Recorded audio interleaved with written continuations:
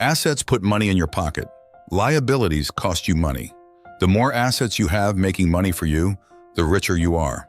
This is the fundamental rule of getting rich. But that said, here are 15 assets that are making the rich even richer. Welcome to Life in V, the place where future billionaires come to get inspired. Starting off at number 1, cash. Straight up cash put in a bank deposit is earning you interest. Pretty straightforward. The downside is, though, the interest paid out by banks these days isn't even keeping up with inflation. But cash is still a priority. Apple, the company, has over $150 billion in cash reserves. That's liquidity. So why do rich people still keep a good portion of their wealth in cash reserves? Well, 2 reasons. 1, being able to access any opportunity that presents itself, which is pretty self-explanatory if you think about it. The deal of your dreams is in front of you, and you don't have the money to take advantage of it. That would suck. This is also the main reason why rich people save cash. And 2, because they can get higher returns from straight cash deals. Not only do people offer better pricing for cash, but you can also lend money with high interest. This practice is called peer-to-peer lending. If you're low on income and willing to take this risk, there are plenty of platforms out there that offer peer-to-peer lending services. Basically, you lend people your money, and they pay you back with interest. The average bank is offering under 1% interest on your deposit, while peer-to-peer lending fluctuates from 7 to as high as 15 or 20%. But please keep in mind that if something is too good to be true, it probably is. Maintain a rational mind whenever investing. Number 2, real estate. This is a big one. We personally love real estate. Why? Once again, 2 reasons. 1, rent payments. Money is coming in every single month with a minimum amount of work. If you're a bit smart, you can take advantage of the technology improvements happening right now and, instead of traditional rents, do short-term rentals for higher yields. But it isn't as passive. And 2, the second argument is appreciation. Population numbers are going up, and more people need a place to live or rent. The demand is increasing, so prices for properties are constantly going up, and they forever will, making real estate one of the better investments that you could possibly make. Now, in terms of real estate assets, you've got 1, residential buildings, where people live in your properties and pay you rent. 2, office buildings, where people work in your property and they pay you rent. 3, commercial buildings, where businesses use your space to sell stuff and pay you rent. And 4, land, which can be cultivated, developed, or even left as it is for appreciation. Now, super important here, the house you live in is not an asset, okay? It's a liability. It costs you money to live in it, and it's not putting any new money into your pocket. Number 3, bonds. When governments or businesses might be in need of some cash, they can issue something called bonds, which are sold to interested investors. Now, through these bonds, the government or business vows to pay the person buying the bond a certain amount of money every month. Generally, bonds have an expiry date on them, from 1 month to 30 years. These are super safe investments because they're mostly backed by the government. As you probably know by now, low risk in business translates to low reward as well. Bonds are usually in the 3% yearly return range, which is better than what most banks offer, but not high enough to get a beginner investor excited. When the bond reaches its end, the principal amount is returned to the investor. The main ways that people buy bonds are 1, directly from the Treasury Department, or 2, through a brokerage firm. Number 4, stocks. Now, stocks are not as complicated as all those Wall Street films make you believe. Stocks are an easy way for you to own a percentage of a publicly traded business. So, if a business issues 10 million shares and you own 1 million of those shares, you're a 10% owner in that business. This incredible breakthrough in financial instruments has allowed the average person to own a stake in some of the most lucrative companies of our day with very low entry barriers. Here's how much you need to pay to purchase 1 share in these companies. Number 5, mutual and index funds. If stocks allow you to purchase shares in a company one by one, mutual and index funds bring multiple companies together, so you're buying into the entire basket of companies as a whole. Why is this better? Well, basically, you're more diversified, so it's a safer investment to make. Statistically, index funds are one of the best performing asset classes. The 5 most popular index funds are the following, in no particular order: Fidelity Zero Large Cap Index, Vanguard S&P 500 ETF, Spider S&P 500 ETF Trust, iShares Core S&P 500 ETF, and Schwab S&P 500 Index Fund. And look, okay, here's the deal. If you were to start buying stocks one at a time, you're statistically more likely to screw it up. You're not going to be one of those miracle traders that beat the market year over year. You don't have that kind of info, and it's super complicated to try and compete with the big boys. That is where the index fund comes in. S&P 500 brings together the best 500 performing companies. And when a company falls from that top 500, it gets replaced with a new, better performing one. The average annualized return for the S&P 500 index over the past 90 years is 9.8%. Out of the 5 mentioned, Vanguard is our top pick. Index funds should be in every portfolio of everyone who's looking to build wealth long-term. Number 6, equipment. Anything that generates money for you or helps you make money faster is considered an asset. If you're a farmer, a tractor is an asset. If you're a programmer, that laptop is an asset. If you're an Uber driver, your car is an asset. Whether or not something is an asset or a liability changes depending on if it has a direct correlation to the money you are generating. So unless your income is directly dependent on the car, buying a new one is a liability. It's very often that people confuse the two. They try to justify it as an asset when in reality, they're mismanaging their own finances due to a lack of self-control. You don't need the most expensive laptop on the market to watch YouTube videos. Number 7, patents. Patents are awesome. Okay, for those of you unfamiliar with the term, when you invent something new, you can protect that invention by filing a patent. It's a document that certifies you as an inventor and describes in detail what your invention does. With this protection in place, companies have to pay you money in order to use your invention, and if they don't, you get to sue them. Patents are incredibly powerful and valuable in the business world. A single patent can make you rich, and all the best inventions are backed by patents. Just to put things into perspective, here are the most U.S. patents received last year. But you know, it's not just big companies that rely on patents. Remember the Slinky? It made over $3 billion in sales. Scott Singer invented the koosh ball, which was bought by Hasbro for $100 million back in '97. The moving fish you saw on everyone's wall years ago, called Big Mouth Billy Bass, was also worth over $100 million. And the list goes on, like the Magic 8 Ball, hula hoops, and anything you've seen on Shark Tank or the Teleshopping channel. Number 8, trademarks.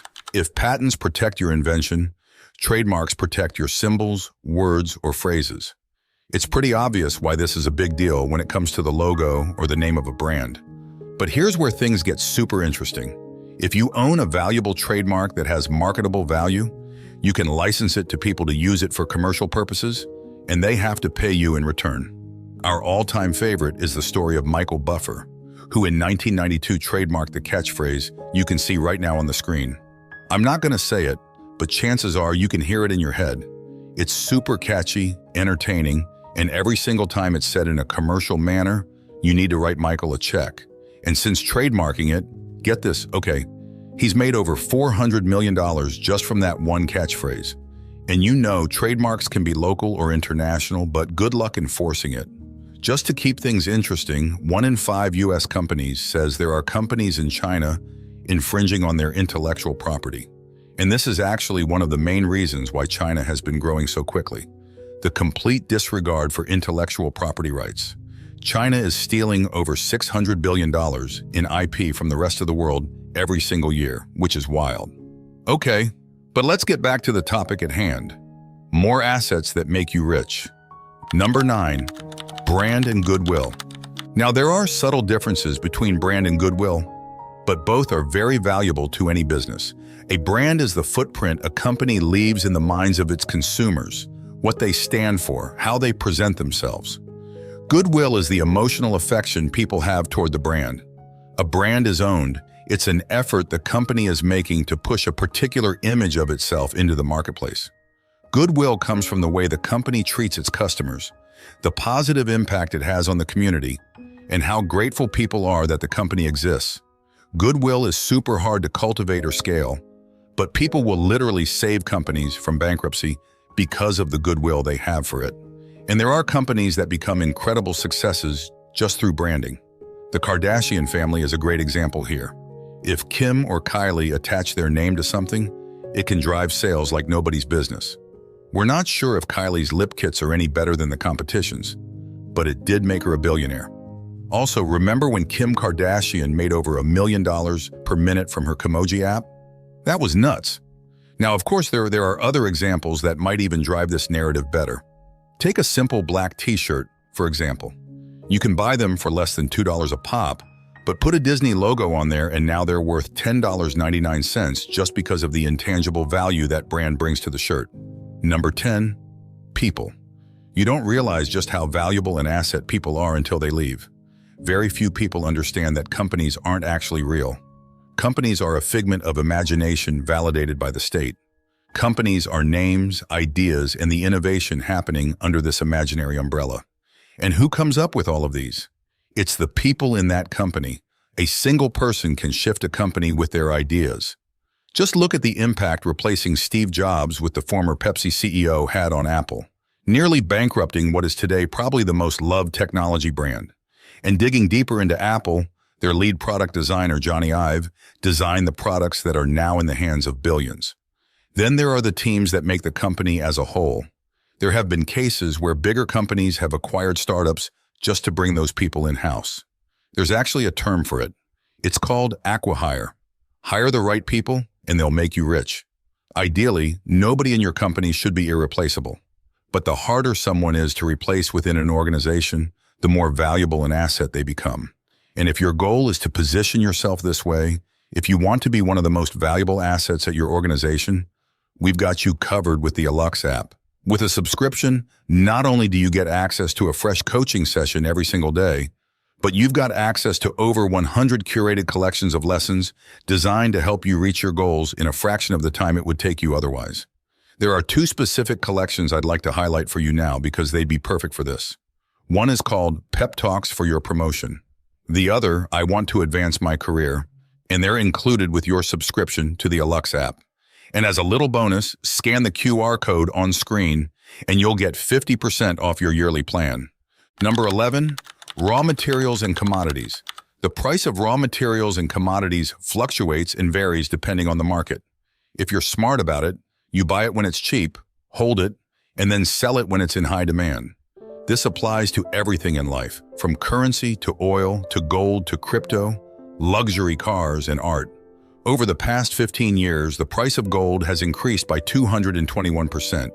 This might come as a shock to most of you, but we love art as an alternative asset class. Very few people know this, but art has been outperforming the S&P for the last 20 years. This is one of the big reasons why you see the wealthy dropping stupid money on art, because it's making them even richer. The same goes with vintage cars. While your car is costing you money, some of the wealthiest people in the world are buying rare vintage cars that are quickly appreciating in value. And the same goes for other collectibles like luxury watches.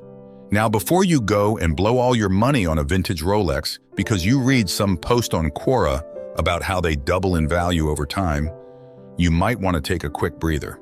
Never invest in things you do not understand. It's one of the most important rules of money. Disobey it, and you'll never be rich. Number 12, books, songs, digital courses, information, or content.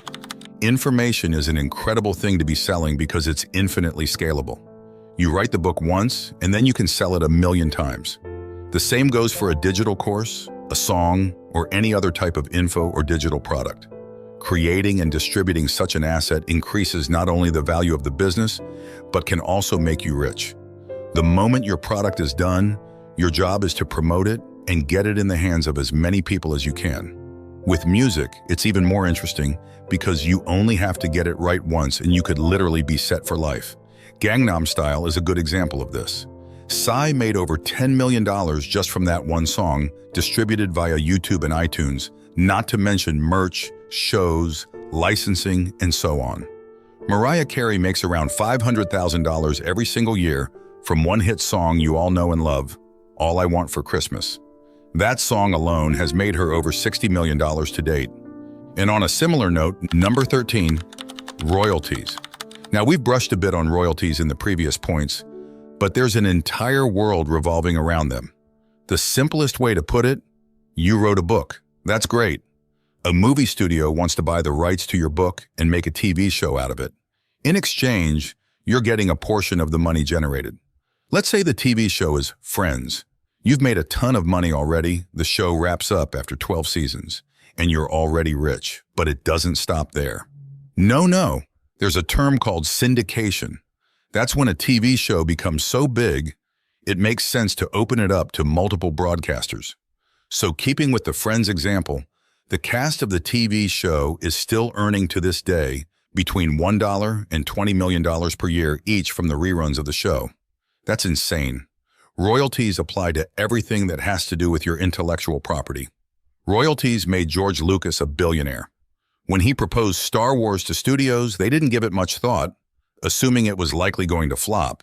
Instead of paying George $500,000 in director's fees, Fox allowed Lucas to maintain the licensing and merchandising rights. Long story short, the movie is a massive success, and by 2011, the toys and merch had brought in over $3 billion. In order to make up for their mistakes, Disney bought Lucasfilms for $4 billion, and it took Disney just 6 years to recoup their investment. Number 14, unique rights.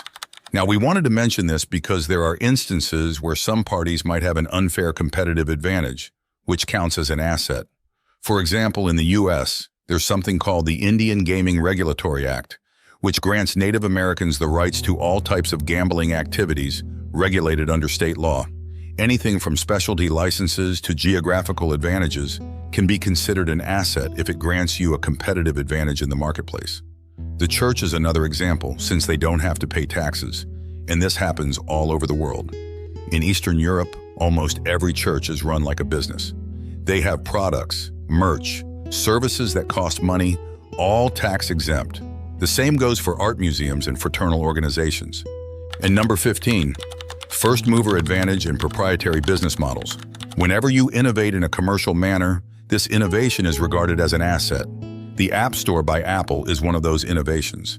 The microtransactions in games are a nouveau business model. The fact that Netflix evolved from delivering solid, tangible DVDs to a streaming service has been regarded as a very valuable asset for the company. It gave them the edge to capture market share while everyone else was still on the sidelines.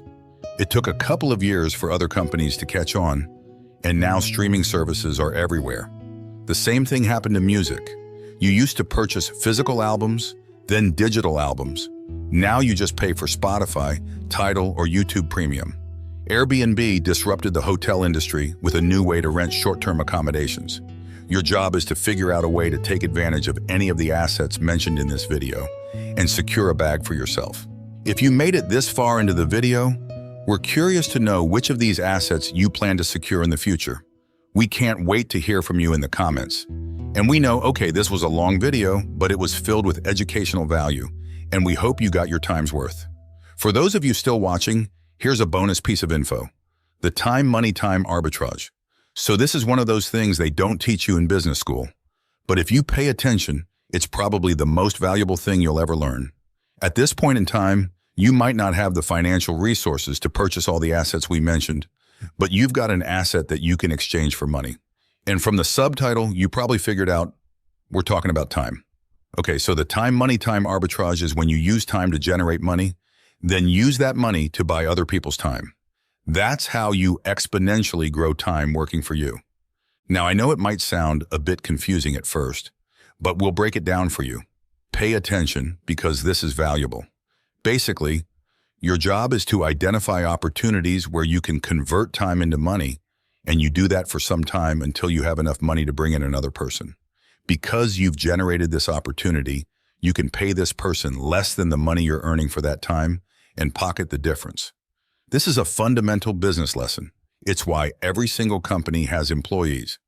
Every single person in an organization is generating more value for that company than they're being paid, and that company is keeping the difference.